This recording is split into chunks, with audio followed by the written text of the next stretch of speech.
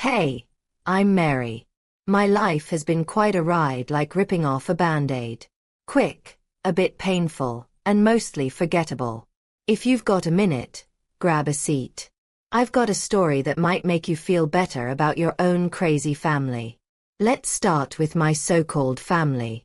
Picture a cute little house with a white picket fence, a backyard barbecue, and a dog named Buster who's missing some fur. That's where the picture-perfect image ends.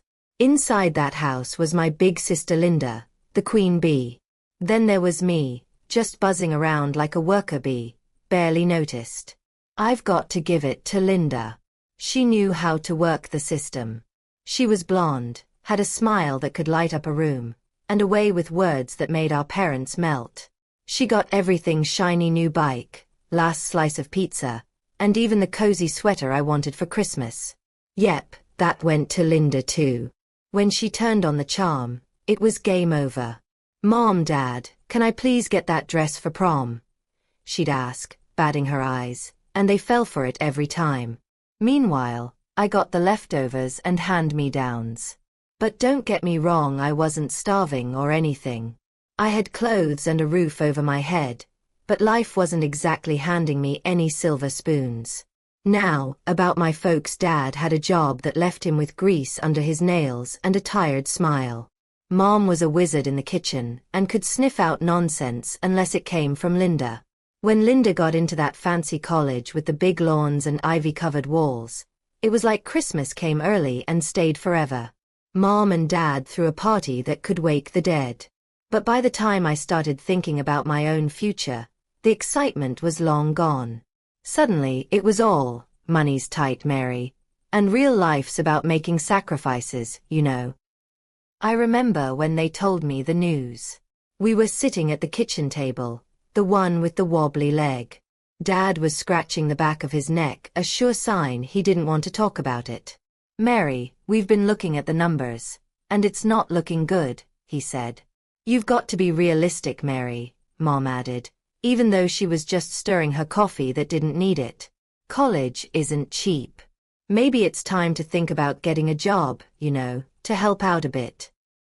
The way they avoided saying it straight, you'd think they were telling me Buster ran away to join the circus instead of just saying my dreams were too expensive. So there I was, not even 20, facing the fact that college wasn't in the cards. But I wasn't going to give up. My plan was simple. Work hard, save every penny, and one day, I'd make it to that courtroom with a SQ after my name. The jobs I took weren't anything special. By day, I was serving coffee and dodging crumbs, and by night, I was up to my elbows in soap, washing dishes at a rundown diner. "You've got to be the hardest working person I know, Mary," Karen said one night in our small, dingy kitchen. She was a freelance graphic designer with a laugh that could light up the whole block. "Yeah," Donna agreed, while tuning her bass guitar, getting ready for a gig. "If anyone can do this, it's you." Their words were like a pat on the back, keeping me going. Everything was on track, maybe a bit behind schedule, but what's life without a few delays, right? Then, out of nowhere, it all fell apart. I woke up one morning thinking I had the flu, but it turned out to be something much worse. Long story short, I ended up in the hospital with a stack of medical bills as thick as an encyclopedia. "Miss Mary, your insurance covered some of it," said the lady in billing, with a voice that always seemed to carry bad news. "But you still owe quite a bit," she said, sliding a bill across the desk that made my heart sink. There went my college savings, swallowed up by numbers and decimal points I couldn't even understand. I tried to ask for a payment plan or something, but I had nothing left to give. I told her how much I just wanted to crawl into a hole and give up. "It's not personal, hon, it's just the system," she said, but it sure felt personal to me. Back at our apartment, the mood was as stale as the pizza we'd left out overnight. "There go the textbooks," I muttered, flipping through pages of legal terms I still hadn't memorized. We sat there, two dreams on hold, trapped in the harsh reality of our cramped living space. "What next?" Donna asked after a long, uncomfortable silence. I didn't have an answer, just a bunch of questions swirling in my head. It felt like I was back at square one, but somehow even further behind than when I started. Start over, I finally said. What else can I do? I'm not the type to give up. It sounded confident, but even I could hear the tremble in my voice. They both nodded, but the worry was written all over their faces. Yeah, I get it. Our place is too crowded, I whispered into the phone, the words bitter as they left my mouth. Mom couldn't see me swallow the lump in my throat or the way my hand shook. You're tough, Mary. You'll figure it out, Dad said before handing the phone back to Mom. The bench at the bus stop was hard against my back as I sat there, trying to figure out my next move while people rushed past me. Linda, with her new baby and picture-perfect life, didn't even come to the phone, probably didn't want to catch my bad luck through the line. Family, right? The guy sitting next to me said, catching the end of my call. He was wearing an old jacket and had a 6 o'clock shadow at 8 in the morning. Yeah, family, I echoed, not really in the mood to talk, but somehow it felt comforting to speak to a stranger. Hey, don't let it get you down. You look like you've got some fight in you, he said, crinkling the paper bag in his hand. I managed a half smile. Got any tips for sleeping on one of these benches? I joked, but the humor didn't quite reach my eyes. He looked over, squinting at the bench like he was sizing it up. Buses run all night. Ride them end to end. Safer than a bench, he said, his words hanging in the air as my phone buzzed with a low battery warning. Great, another thing to add to today's list of problems. The bus hissed as it pulled up in front of us, its doors opening wide, inviting us to go wherever it was heading.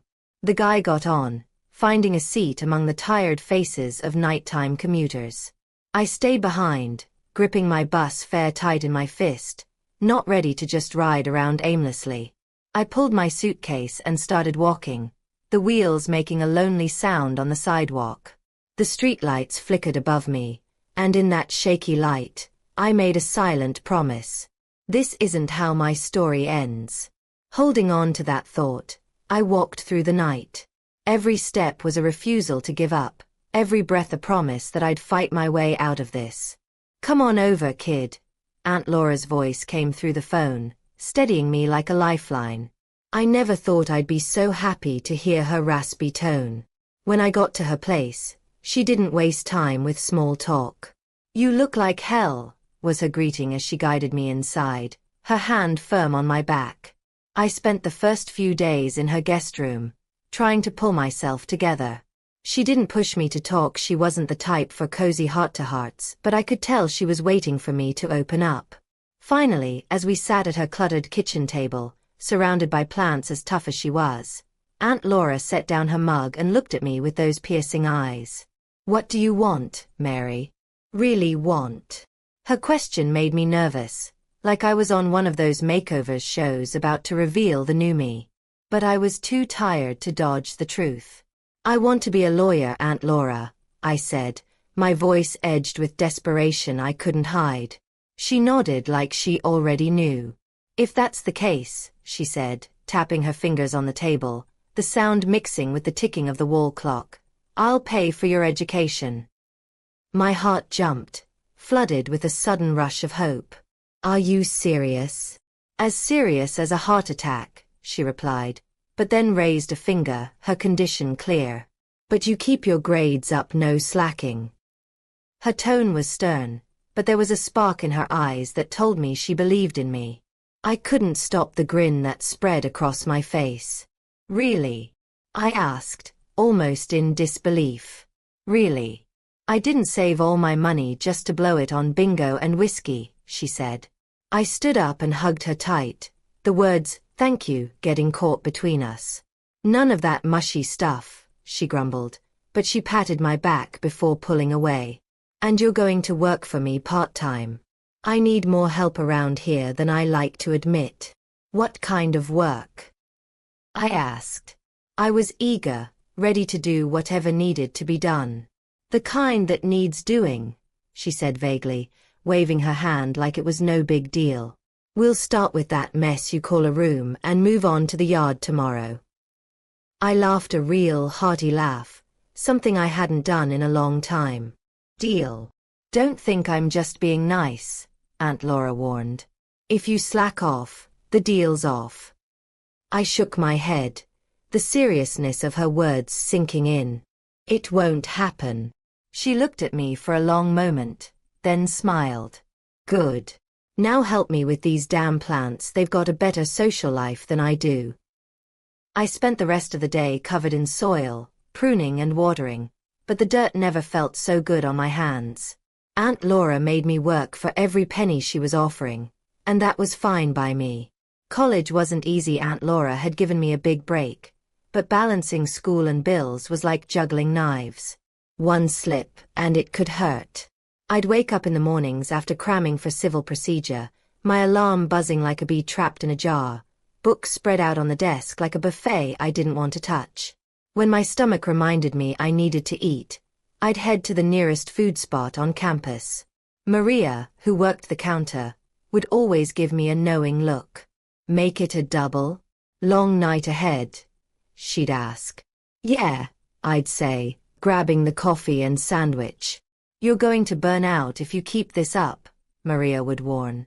Can't burn out when you're on fire, I'd joke, even though I felt more like I was burning out than blazing. Nights blurred into a mix of flashcards and frayed nerves.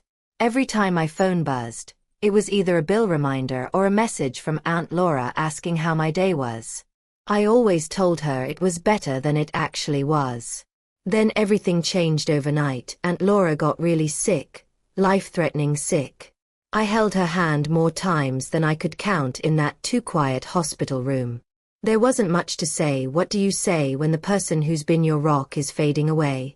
Who's going to yell at me for eating cookies in bed when you're gone? I tried to joke during one of those visits, trying to keep things light. You better not, she whispered, her voice barely there. Crumbs everywhere. We never talked about the money. It was like an unspoken agreement, the elephant in the room no one wanted to mention. After she passed, I found myself in a stiff lawyer's office, more nervous than I'd ever been. I was more nervous than I'd ever been for any exam, sitting there with a lawyer, a stiff man with a comb-over and glasses slipping down his nose. She left you the house, Mary, he said. It was like Aunt Laura was still looking out for me. She what? I blinked, my mind coming to a halt.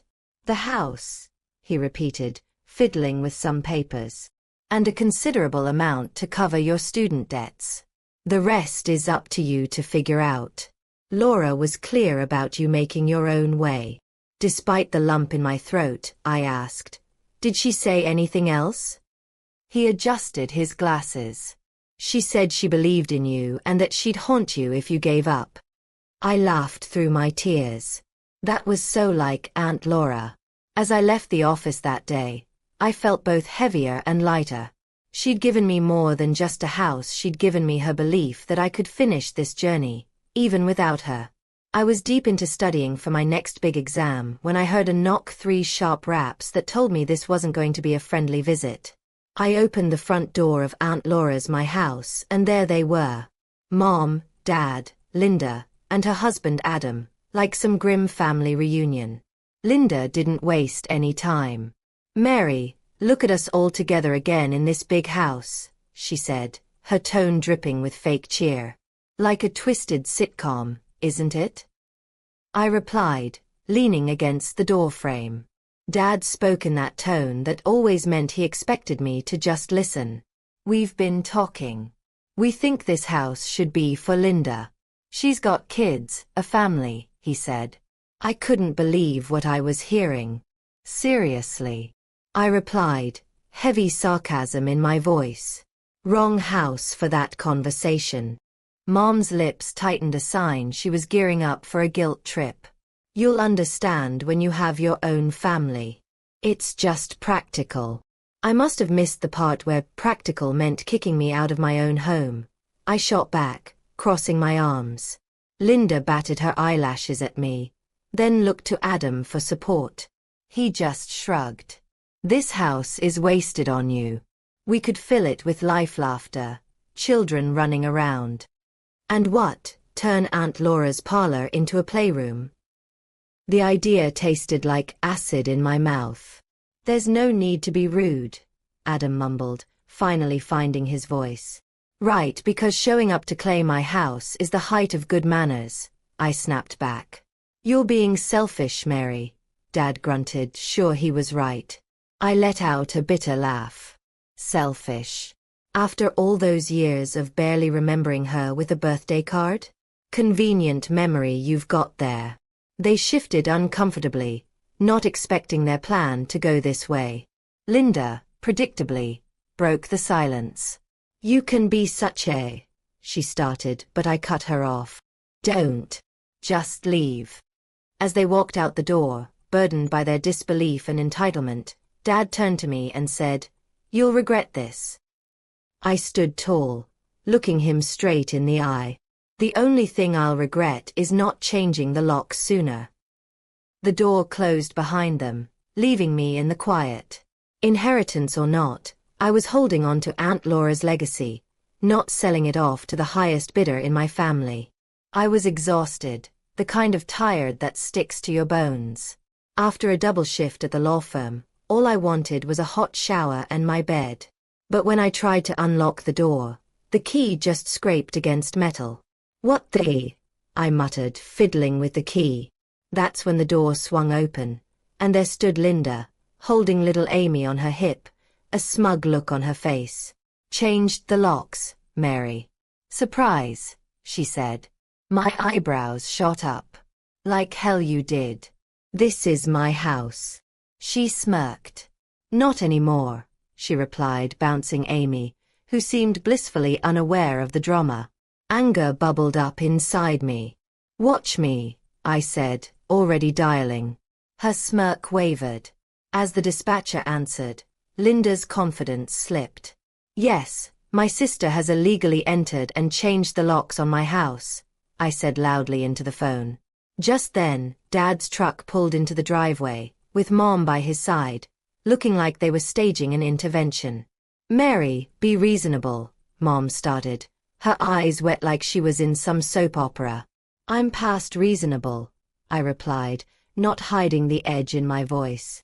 Adam, a good foot taller than me, stepped up, trying to look intimidating. Come on, Mary, he said in a low voice. Don't make a scene. I held up my phone, the recording button clearly visible. Say that again, Adam, for the camera, I insisted. His face turned pale. Sirens cut through the tension as a cop car pulled up. The officer stepped out, all serious looks and business. What seems to be the problem here? One asked. Their bravado crumbled like stale bread. Dad's voice lost its strength. It's a misunderstanding, officers. Family matter.